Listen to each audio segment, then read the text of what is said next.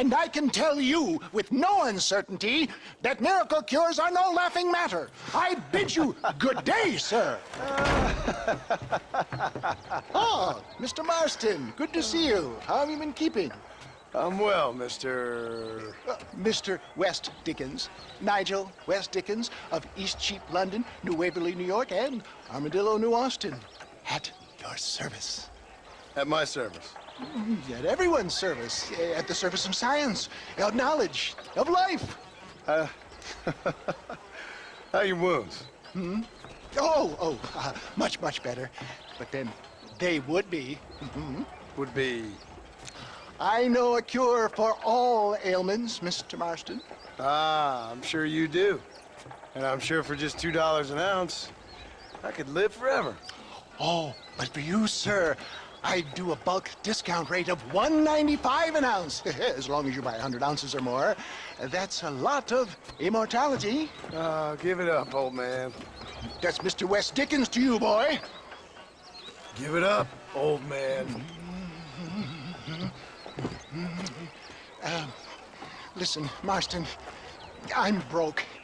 But this stuff is good. It works. I need a healthy young man like you. Come along, let's ride over to my newest customer at Ridgewood, and I'll explain while we go. Okay.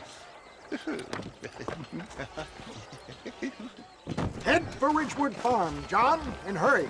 There are people there in dire need of my tonic.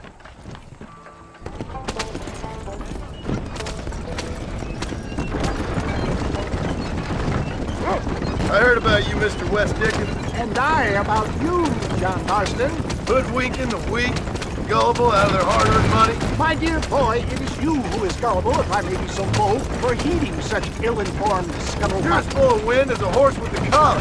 I have been blessed with the gift of language. For the love of God, try to stay on the road! And my thousands of happy customers attest to that. Stay on the road! We're going to destroy the merchandise! Those men trying to kill you didn't look so happy. If my tonic is such a sham, how do you explain the fine fettle in which you find me? Last time you saw me, I was knocking at death's door. You should thank the doctor for that. I reckon you were acting it up worse than it was. Act I can, John. A more convincing Othello there has never been. And so shall you. Fair Iago or Cassio make. I don't like the sound of this. Showmanship, John. The flourish, the bow. We are operating in a competitive marketplace. Our product must stand out. And how does this involve me? We're going to use your God-given talents to our advantage.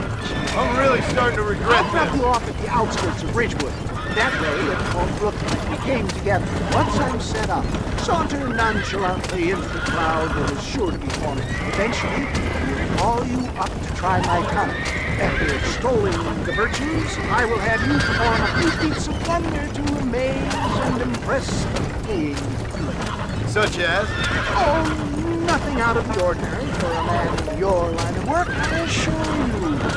So it is all a sham. No, just a little innocent ballyhoo to grease the wheels of enterprise, that's all. You think that buxom young girl you see on the voyage camera posters knows the first thing about photography? You hop out here, John. Follow me in on foot.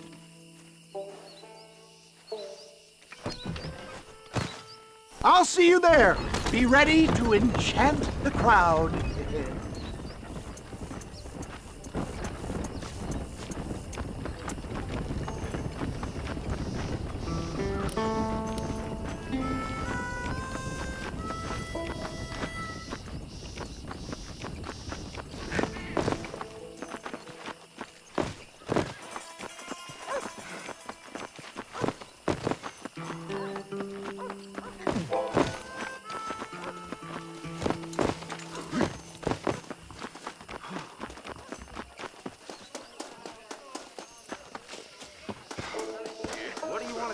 Friends! Hard-working souls of Cholla Springs, gather round, gather round. Do you suffer from rheumatism, lumbago, acute chronic sciatic, neurologic, or inflammatory pain?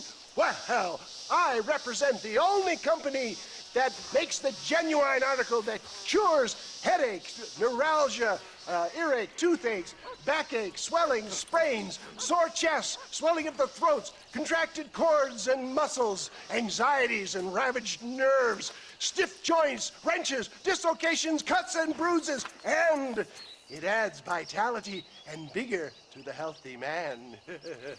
But can you prove it, old man? Oh, I'm sure there's some customer here who could prove the qualities of it by taking a drink right now. You, sir, come up here. Step right up.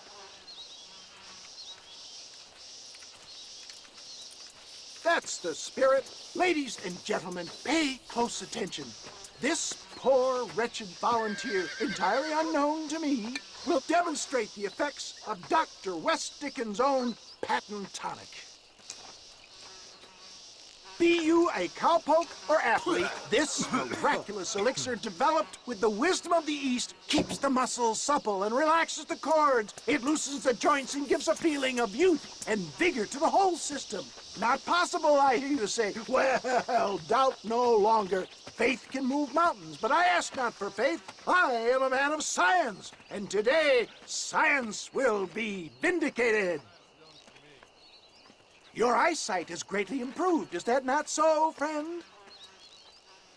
If you say so. That's right, it is. You heard him. What a good sport you are, sir. Now, gaze over yonder at that porch. If you squint, you may just be able to make out the skull that's hanging there. Go ahead, friend. Shoot that skull and demonstrate the miraculous eyesight you now possess.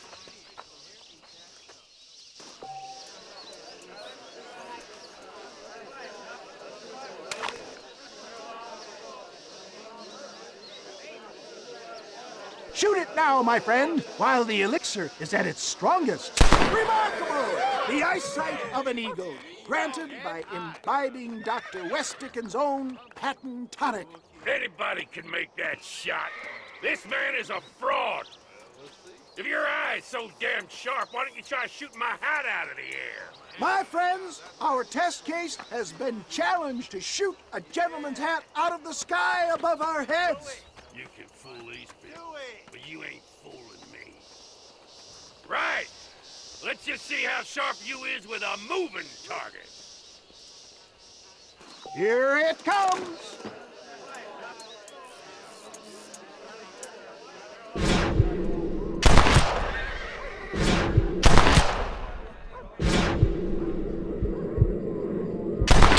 See? That tonic is a sham! Have you ever seen such an eye? Behold the power of the elixir. Look out of the sky. Hey! Hey! What? You think you can put a hole in a man's hat and just walk away, do you? Hey, it don't work like that around here, mister. Come on! Are you a man or not? A challenge of battle has been offered to our volunteer. Prepare for a display of Herculean brawn. Normally, I don't fight animals. This is like licking Do not butter write him off off a knife. yet.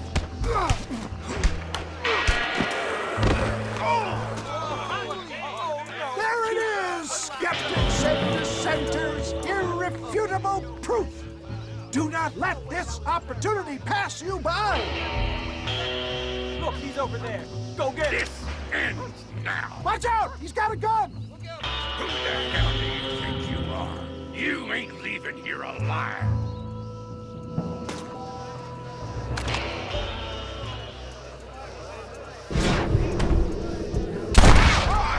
Marvelous shot, dear boy.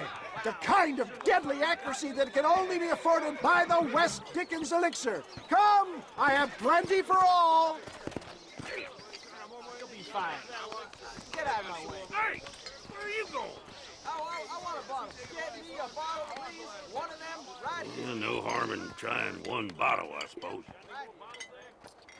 Well, I think that went kind of well, don't you?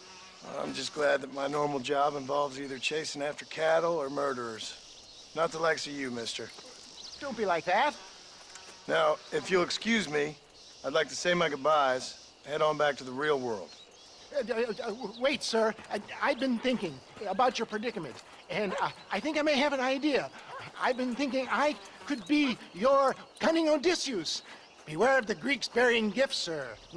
Williamson had better beware. We will make them into Trojans. I don't rightly get you. I want you to go and see my old friend Seth. He can come across as a little curious, but I'm sure you two will get on. He's most often found at Coots Chapel. He's very devout. Why see him? Because between him and me, we can get those gates to open for you, and you can walk right in, just like in Homer's great Trojan yarn!